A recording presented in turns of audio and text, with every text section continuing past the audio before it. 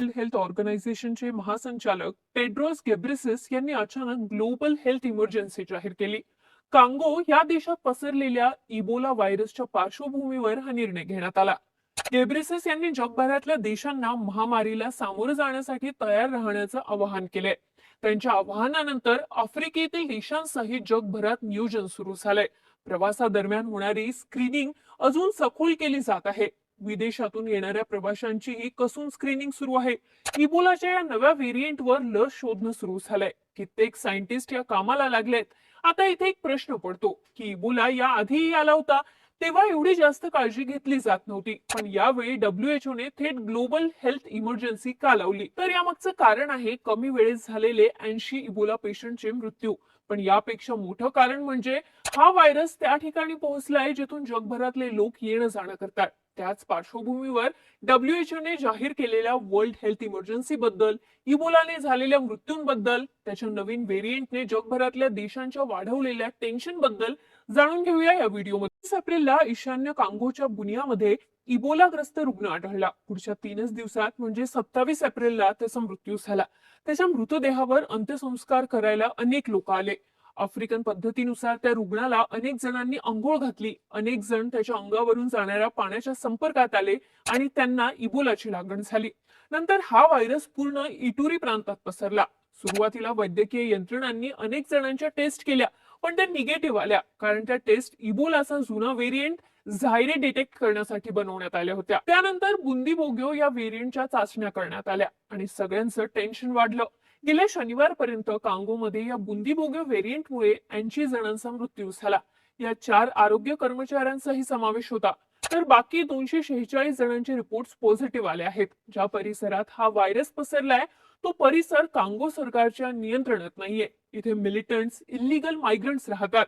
Illegal mining सारखे उद्योग सुरू असल्यानं आजूबाजूच्या देशातले मजूर इथे काम करायला येतात आणि काही वेळाने आपल्या देशात परत जातात. आणि हीच गोष्ट बाकी देशांचं टेन्शन वाढवणारी आहे. आता आधी हा इबोला व्हायरस आणि त्याच्या या बुंदीबोग्यो व्हेरियंट बद्दल जाणून घेऊया. 1976 मध्ये पहिल्यांदा इबोला या नदीच्या काठावर हा व्हायरस मिळाला. बॅट म्हणजे वटवाघुळाच्या संपर्कातून हा आजार उत्पन्न झाला. याआधी आलेल्या 2000, 2014 आणि 2018च्या लाटेत या व्हायरसने जवळपास 14,000 रुग्णांचा जीव घेतला. पण या आधीचा व्हेरियंट हा झायरे नावाचा होता. तो सुद्धा जीवघेणा होता, पण त्यावर इरविबो नावाची लस उपलब्ध असल्यानं त्याचा धोका कमी होता. पण यंदाचा व्हेरियंट हा बुंदीबोग्यो या नावाचा आहे. या व्हेरियंटवर अजून वॅक्सिन तयार झालेलं नाहीये. याच्या प्रत्येक 2 रुग्णांमध्ये एका पेशंटचा मृत्यू होतो. कुठे कुठे तर हे मृत्यूचे प्रमाण 1,700 ते 800 इतकं असतं. हा बुंदीबोग्यो माणसाच्या थेट इम्युन सिस्टीमवर हल्ला करतो. हा शरीरातल्या एक अवयवाला निकामी करतो. पूर्ण शरीरात इंटरनल ब्लिडिंग होते आणि त्यातच रुग्णाचा मृत्यू होतो. सुरुवातीला या बुंदीबोग्योची लक्षणं नॉर्मल फीवरची असतात, पण काही वेळात ती लक्षणं बदलून डायरिया होणं, उलट्या होणं, हिरड्यातून रक्त येणं, अंगाला खाज सुटणं, उलट्या करताना रक्त पडणं यात बदलतात आणि 5 ते 10 दिवसात रुग्णाचा मृत्यू होतो. हा व्हायरस कोरोना सारखा हवेतून पसरत नसला तरीही लागण झालेल्या रुग्णांचं रक्त, लाळ, उलटी, सिमेन किंवा घाम, सिरिंज किंवा उपचारात वापरलेल्या वस्तू आणि मृतदेहाच्या संपर्कात आल्यानं हा व्हायरस पसरतो. अंत्यविधीला आलेले लोक रुग्णाला अंघोळ घालतात आणि त्यामुळेच त्यांना बुंदीबोग्योची लागण होते. त्यामुळेच कांगोमध्ये हा व्हायरस वेगाने पसरतोय.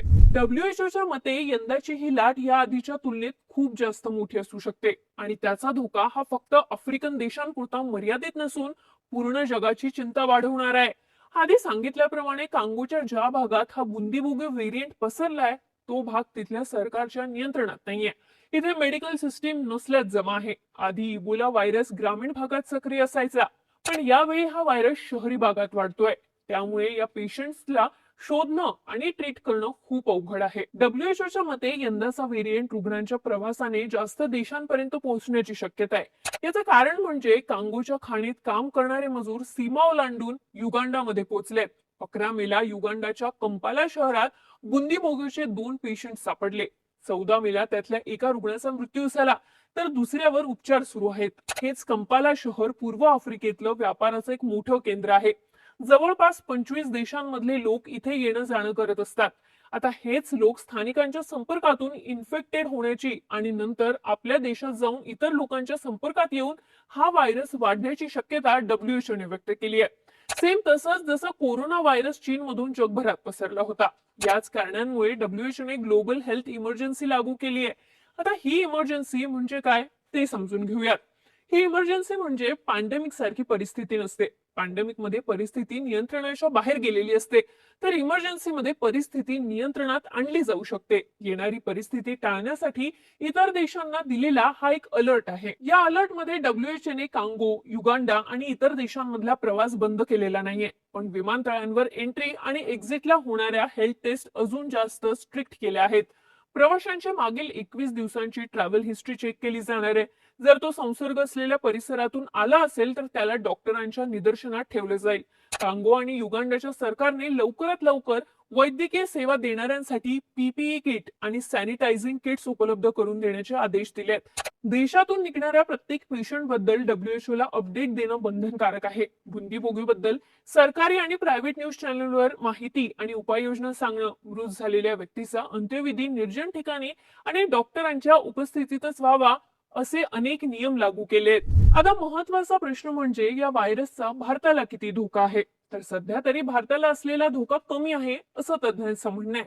भारतासारख्या देशांसाठी धोका खूप कमी मानला जातो. मात्र जर बाधित भागांमधून मोठ्या प्रमाणात आंतरराष्ट्रीय हवाई प्रवास होत असेल, लक्षणं स्पष्ट होण्यापूर्वीच एखादा इन्फेक्टेड प्रवासी भारतात आला असेल किंवा आरोग्य सेवा केंद्रांमध्ये संसर्ग नियंत्रण अयशस्वी ठरलं असेल तर धोका वाढतो. पण हा व्हायरस प्रवास करणाऱ्या लोकांमुळे बाकी देशातही पोहोचण्याची शक्यता असल्यानं त्यांच्यासाठीही काही नियम सांगितले आहेत. जसं की विमानतळांवर प्रवाशांची कसून चाचणी घेणं, देशातली वैद्यकीय व्यवस्था आपत्तीजनक स्थिती कंट्रोलमध्ये आणण्यासाठी तयार ठेवणं, इमर्जन्सी टीम्स तयार ठेवणं, लॅबोरेटरी तयार ठेवणं, आयसोलेशन सेंटर्सचा सेटअप तयार ठेवणं, हेल्थ वर्कर्सला ट्रेनिंग देणं, वॅक्सिनच्या एक्सपेरिमेंटल टेस्टिंग सुरू करणं असे नियम लागू करण्यात आले आहेत. हे नियम भारतासाठीही लागू आहेत. सध्या तरी इबोलाचा हा बुंदीबोगी व्हेरियंट कांगो आणि युगांडा पर्यंतच मर्यादित आहे, पण तो जगभर पसरण्याची शक्यता नाकारता येत नसल्याचंही WHO ने सांगितलंय.